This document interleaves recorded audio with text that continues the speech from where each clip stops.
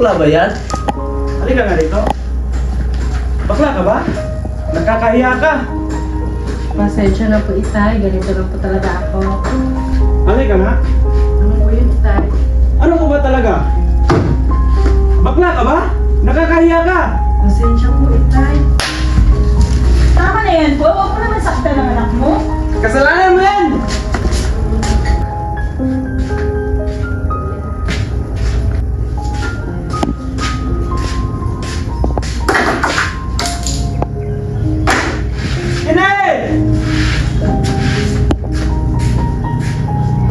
Bakit walang pagkain dito? Paul, alam mo namang ikaw lang inaasahan namin. Wala ka kaming kain ng anak mo. Bakit hindi kayo naghanap ng paraan? Mga wala kayong silbi! Lumayas nyo dito!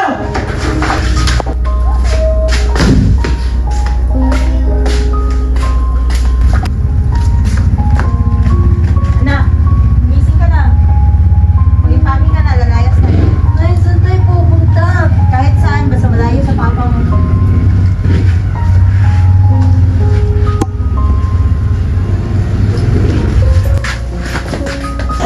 Habang nakaupo si Kiani at umiiyak, nakita ito ni Leda. Mare, hanggang kailan mo ba yan titiisin? Mare, para sa anak ko, titiisin ko.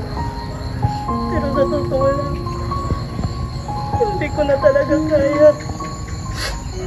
Si Ryan ay naglalakad papasok sa silid-aralan kasama si Alec na kanyang kaibigan. Uy, bakla! Nagkakasal ka tayong bakla?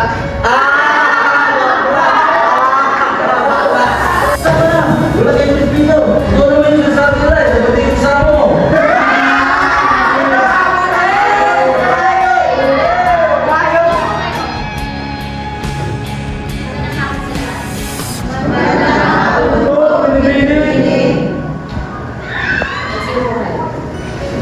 Tayo, Princess Jaya at Leo. Narinig ko kanina yung palumaksod. May problema ba kayo sa mga bakla? Wala po. Tapos, ano gagawin niyo? I'm sorry. Humingi na kayo ng tawad. Ngayon na. Pasensya na po.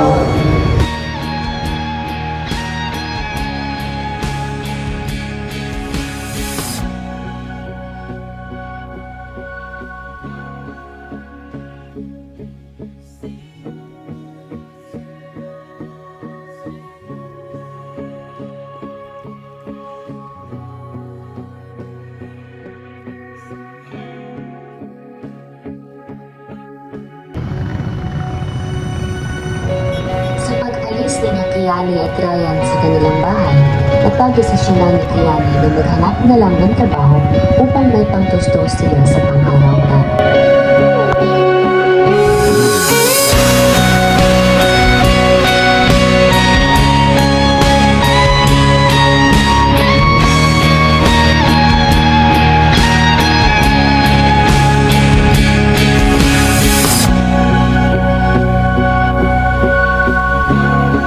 Dahil walang nahanap na trabaho si Kiani, napag-desisyonan niyang maging labandera na lang.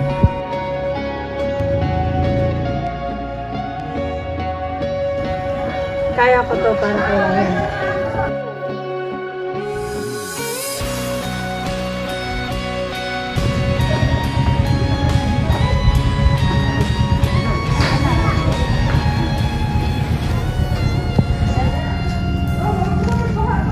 Ma, pahinga ka muna. Hindi po yan na. Kailangan natin ito.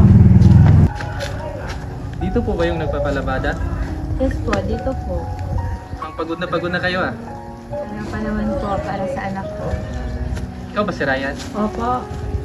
Alam mo, napakaswerte ng nanay mo at napakabait mo na bata. Alam nyo, pwede ko kayong tulungan. Talaga po? Oo, pwede kayong sumama sa akin sa bahay at ako lang naman isa doon. Sige, sasama lang po kami sa inyo. Total, mukhang mabait lang po pa yung tao.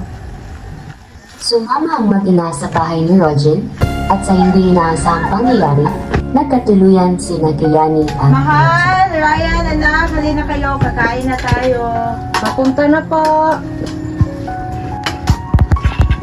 Magandang umaga, mahal. Magandang Magandang umaga, ma'am. Ang ganda nyo naman pagmasdan, Nay. Bagay na bagay talaga kayo sa isa't isa. Sana magkaroon ako ng kapatid. Naging maganda ang samahan ni Kayani at Roger. At sa paglipas ng panahon, nakapagtapos si Ryan ng sekundary. Ang ating valedictorian ay si Mark Ryan Calunod.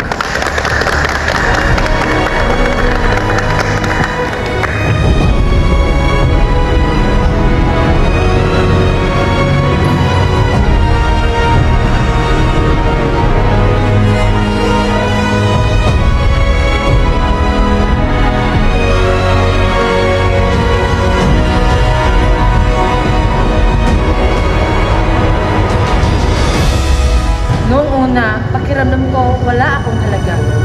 Hindi ako tanggap ng sarili ko. Aaminin ko, may isang araw na gusto ko nang sumuko dahil sa hirap ng buhay. Pakiramdam na parang wala na kaming matatakbuhan at wala ng pag-asa. Pero hindi namin inaasahan ng aking ina na may isang taong dadating sa amin na hindi kami hinusgahan, lalo na ako kung sino ako. Tinanggap kami ng buong buo, minahal, inalagaan at sinuportahan.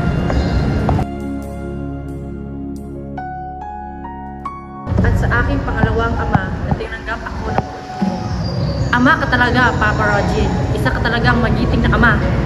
At sa aking pinakamamahal na ina na si Mama Kiani. Salamat at pinalaki mo ako ng mabuti. Isa lang ang masasabi ko. Isa ka talagang tanging ina, Mama Kiani. Proud na proud ako sa'yo, anak. Thank you, Ma. Magaling ka. Keep it up. Thank you. Sayang, hindi kami nakaabot. Tapos ang graduation, ipinakilala ni Ryan sa kanyang mga magulang si Ellie na kanyang kaibigan at kalaunay naging kasintahan. Sa simpleng ngiti at pagbati, nagsimula ang isang bagong ugnayan na puno ng saya at pagmamahal.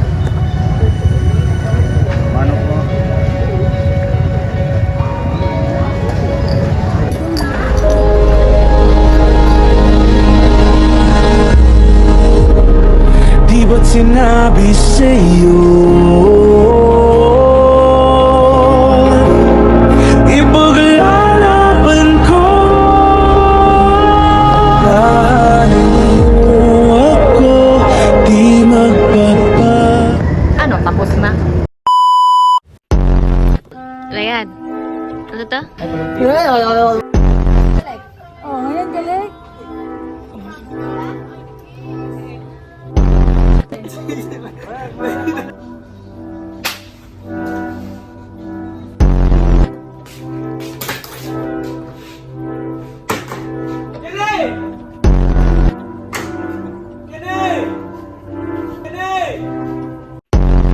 Uy, bantay, di mo maghani muna. Ayun, ikaw. Ano, tama?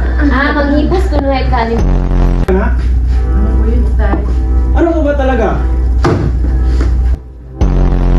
Bakla ka ba? Nakakahiya ka! Pasensya po, Itay. Wala ka yan! Ano, Tara? Nasagpaan?